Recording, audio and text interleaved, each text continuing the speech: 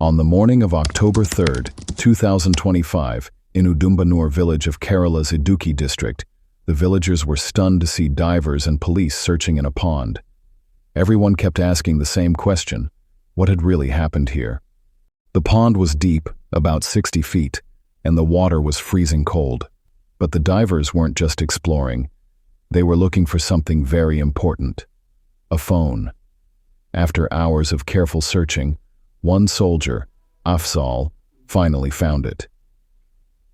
"Even though so many people were looking, I was the one who got it," he shouted with joy as he climbed out of the water.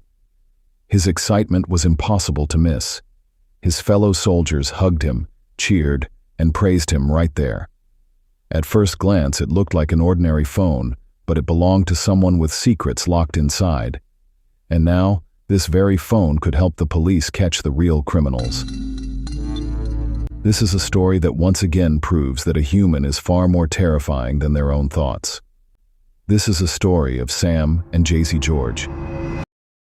Sam, now 59 in 2025, had once been a young man full of dreams. After finishing engineering college, he moved to Bangalore to work as an engineer. While working there, he fell in love with a woman, and they soon got married. But after a few years, constant fights and misunderstandings started to destroy their relationship. Feeling frustrated and exhausted, Sam made a difficult choice. He decided to divorce his wife and move to Kerala to start over. In Kerala, Sam found a new job and slowly began building a new life. Over time, he started dating again. That's when he met a woman named Jessie. He fell in love with her, and after some time, they got married. At first, life seemed fine. Sam and Jessie lived together happily, but soon Jessie began noticing serious flaws in Sam's character. In fact, these were the same flaws that had ruined his previous marriage. When Jessie looked deeper into his past, she uncovered shocking truths. While working at his old company, Sam had affairs with multiple women, and he had even been married before. To gain Jessie's trust, Sam began telling her stories about his first wife. He made up lies, saying that his first wife had a bad character and that he had officially divorced her. In truth, none of this was real. But Jessie believed every word. She saw Sam as her soulmate, the man she wanted to spend her life with. That was Jessie's biggest mistake, trusting Sam so easily. Still, they started their married life together. But, as you might have guessed, Sam's nature didn't change. Soon, he began flirting with other women again, secretly having affairs behind Jessie's back. Jessie thought, "Why should I end this marriage? Maybe if we move abroad, things will be different. Maybe Sam will change in a new place." So she started convincing Sam that they should go abroad to work. Both of them began searching for jobs overseas, hoping for a fresh start. Eventually, both of them got a good job offer from Saudi Arabia. Excited for a fresh start, they moved there together. For the first year or two, life seemed normal, and during that time, they had a son. A few years later, Jessie gave birth to a daughter, but Sam's true nature never changed. Even in a foreign country with strict rules, he began having affairs with local women. He went on secret dates and formed relationships with women of different religions, ignoring all the risks. Despite being far from home, Sam continued his old habits, living a double life. At the same time, he kept pretending to care for Jessie, using sweet words and fake affection to manipulate her. Jessie saw everything. She wasn't blind. But even after seeing it all, she chose to stay silent, maybe holding on to the hope that one day he might really change. Eventually, Jessie began thinking again. Maybe, at least in the later years of life, if she could help Sam change, things might get better. Holding on to that hope, they both decided to return to Kerala. After moving back, they each found jobs and started building a large bungalow together. Jessie invested 70% of the money, while Sam put in only 30%, but she never complained. She thought, "We are husband and wife, a couple. There's no need to count who spent more or less. What's mine is his too." With that mindset, she happily used her savings to build the house, dreaming that they would finally live a peaceful life together.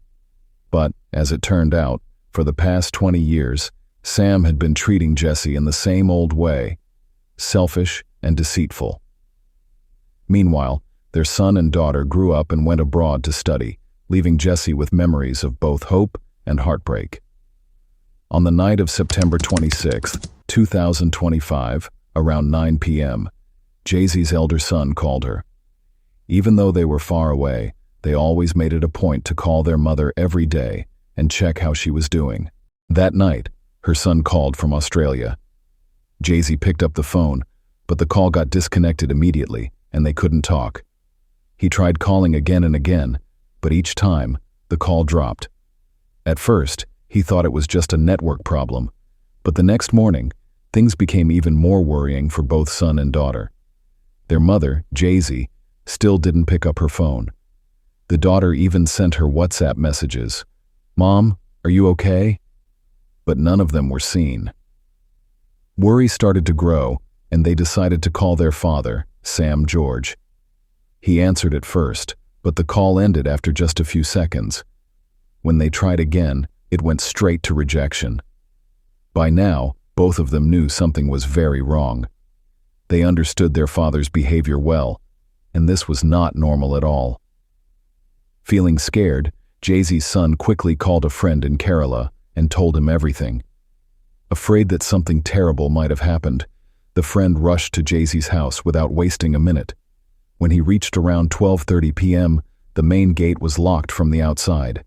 There was no sound, no movement inside. He shouted Jessie's name again and again, but there was no answer. Without wasting a second, he dialed the police. It didn't take long for a team to arrive at the house. As soon as the officers opened the main gate and stepped inside, a strange and unsettling scene greeted them. A strong, sharp smell, almost like chili powder, filled the drawing room. On the table lay a small, damp towel. In the kitchen, a glass was smashed on the floor. Even the police were baffled. There was no sign of Sam George to question, and Jessie was nowhere to be found. The state of the house told a clear story. Something serious had gone terribly wrong. Soon, the officers reached out to Jessie's son in Australia and got Sam George's phone number from him. When they called this time, Sam finally answered. When the police tried to question him, Sam George only shrugged and said, "I'm outside somewhere. I'll talk later." That was all he would say. After that, the police quickly sealed the crime scene and called in the forensic team. As they started investigating, they noticed something strange. Every CCTV camera in Jessie's house had been turned off. When they checked the DVR recordings, they found that footage from 10:30 p.m. to 12:30 a.m. on September 26th was missing, right during the exact time Sam George had returned home. When officers asked him, "Where is your wife?" Sam gave a vague answer. "I'm not exactly sure. Maybe she went to a friend's house." The police pressed further. "Jessie is your wife. If she hasn't been home for so long, why didn't you try to contact her?" Sam replied calmly, "We've been living separately for a long time now. Even though we live under the same roof, we actually live apart." The police grew more and more suspicious of Sam George's statements. So, on the morning of September 28th, they began checking all the CCTV cameras around the neighborhood. Soon, they found a crucial piece of evidence. At 11:42 p.m. on September 26th, Sam George's car was seen leaving the house. Then, at 2:10 a.m., the same car returned from the other side into the colony. After securing the footage, the Kottayam police called Sam George to the station for questioning. When shown the videos, Sam tried to explain calmly. He said he had been extremely stressed that night and had gone out for a long drive to relax. He also added that Jessie must have gone to her sister's house. But when the police spoke to Jessie's sister, she firmly denied it. She said Jessie hadn't been to her home for several days. On September 29th, the police called the forensic team back to Sam's house. They checked his car carefully, and their doubts were confirmed. The team found bloodstains inside, and they also collected a hair sample. All the evidence was sent to the lab to find out whose hair it was. Next, the police took statements from Jessie's sons. The elder son said they had been trying again and again to reach their mother, but her phone was either switched off or the calls kept dropping. He added that the last message from Jessie had come at 8:47 p.m. on September 26th, saying she was a little busy and would talk later. After that, she never sent any messages or made any calls. From what the son said, it became clear that whatever had happened to Jessie must have occurred after 9 p.m. on September 26th. The police started tracking her phone and found that it was last seen near MG University. While the search was still going on, news suddenly broke that a woman's clothes and sandals had been found in the Udumbannur Valley. On the morning of October 2nd, another team of police arrived at the Udumbannur area. High above, vultures were circling, as if warning the officers that something might be hidden below. The police carefully began walking down into the valley. After a short distance, among the thick bushes, they saw women's sandals, some pieces of clothing, and footprints in the muddy ground. A little further ahead, they found the body of a woman. It was Sam George's wife, Jessie. Despite searching for hours, her phone was still missing. Suddenly, one officer's eyes fell on a small pond nearby, and a strange feeling of doubt crept in. Acting on instinct, they called in divers. The pond was about 40 to 50 feet deep and icy cold, but the divers went in without hesitation. After some time, when they came back to the surface, one of them was holding a mobile phone, the very piece of evidence that could finally uncover the truth behind Jessie's death. The phone was quickly sealed and sent to the forensic lab. When the deleted data was recovered, many important facts came to light, helping to solve the case. It was discovered that on the night of September 26th at 11:42 p.m., when Sam George had left home supposedly for a long drive, Jessie's phone showed her moving along with his car toward the Udumbannur area on Idukki Road. This proved that Jessie had been with Sam on that long drive. Even more shocking, several messages recovered from Jessie's phone pointed directly to the truth. Her killer was none other than her husband, Sam George. Jessie had even messaged a friend, saying the atmosphere at home was extremely tense and that her husband was acting very strangely. She admitted that she was feeling scared of him. All the evidence from her phone played a key role in cracking the case. After continuous questioning, strict police interrogation, and the evidence being revealed, even Sam George finally broke down. A horrifying truth about what had happened came out, one that shocked everyone completely. Before we continue, please like this video and leave a heart comment. It will help YouTube show my video to more people. Thank you. At 59, Sam decided to join MG University in Kottayam to study yoga. He wasn't really into studies, but college gave him a chance to meet new people, especially beautiful girls. That's why he joined. It was there he met an Iranian girl who was incredibly beautiful. Sam didn't hide anything. He told everyone he was single and looking for a good life partner. His charm was strong enough that even at his age, girls couldn't resist him. Naturally, the Iranian girl got drawn in too. What started as simple chats slowly grew into a secret affair, though neither of them realized exactly when things had crossed that line. Sam often brought other women home, spending long hours with them while Jessie watched in silence. One day, Jessie finally confronted him. "I can't live with you anymore, Sam. I want a divorce," she said firmly. Hearing this, Sam's face darkened with anger. He knew that if he agreed to the divorce, he would have to pay alimony, and Jessie's share in the house was huge.